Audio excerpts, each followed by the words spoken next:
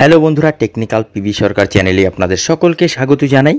আমি প্রতিনিয়ত আমার চ্যানেলে সরকারি নতুন নতুন আপডেটগুলো নিয়ে আসি, তেমনি আজ আমি আপনার জন্য এক বিরাট নতুন আপডেট নিয়ে এসেছি। 5,000 টাকা করে দুবার 10,000 টাকা দেবে সরকার। কি সেই প্রকল্প এবং এই প্রকল্পে কিভাবে আবেদন করবেন, কারা আবেদন করবেন, কি কি ডকুমেন্ট লাগবে জানুন বিস্তারিত এই ভিডিওর মাধ্যমে। বিস্তারিত জানতে পুরো ভিডিও দেখুন। পুরো ভিডিও না দেখলে কিছু বুঝতে পারবেন না, তাই পুরো ভিডিও দেখার অনুরোধ রইল আপনাদের সকলের কাছে। তাই আর দেরি না করে ভিডিওটিকে শুরু করছি। ভিডিওটি ভালো লাগলে লাইক করবেন, কমেন্ট করবেন, বন্ধুদের সঙ্গে শেয়ার করবেন। ধন্যবাদ, পাশে থাকবেন। মাছ ধরা অনেকের জীবিকার একটি অত্যাবশ্যক উৎস, আর সমুদ্র সাথী স্কিম চ্যালেঞ্জিং সময়ে আসার আলো দেখাচ্ছে জেলেদের।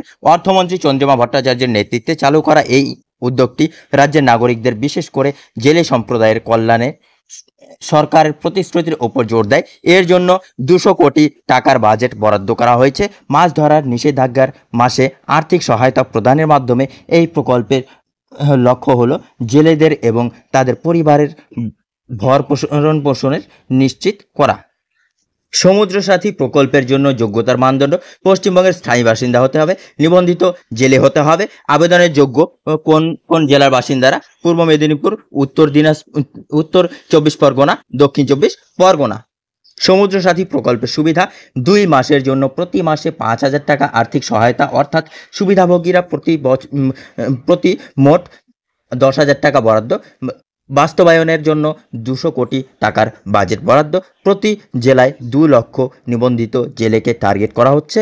এপ্রিলের মাঝামাঝি থেকে জুনের মাঝামাঝি পর্যন্ত মাছ ধরার নিষেধাজ্ঞার সময় এই ত্রাণ প্রদান করা হয়। আবেদনের জন্য প্রয়োজনীয় কাগজপত্র: আধার কার্ড, পাসপোর্ট সাইজের ছবি, মোবাইল নম্বর, ব্যাংকের অ্যাকাউন্টের বিবরণ, আবাসিক সার্টিফিকেট, মৎস্যজীবী নিবন্ধনের প্রমাণ। সমুদ্র সাথী প্রকল্পের জন্য কিভাবে আবেদন করবেন? অফিসিয়াল ওয়েবসাইটে যান। সমুদ্র সাথী প্রকল্পের জন্য মনোনীত ওয়েবসাইটে যান।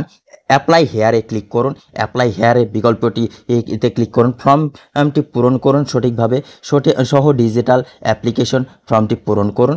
নথি আপলোড করুন। নির্দেশিকা: প্রয়োজনীয় নথি যেমন আইডি প্রমাণ এবং নিবন্ধিত নথি আপলোড করুন।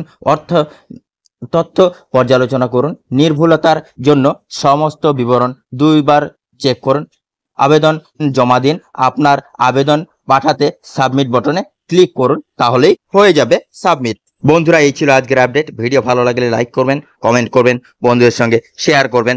ধন্যবাদ, পাশে থাকবেন।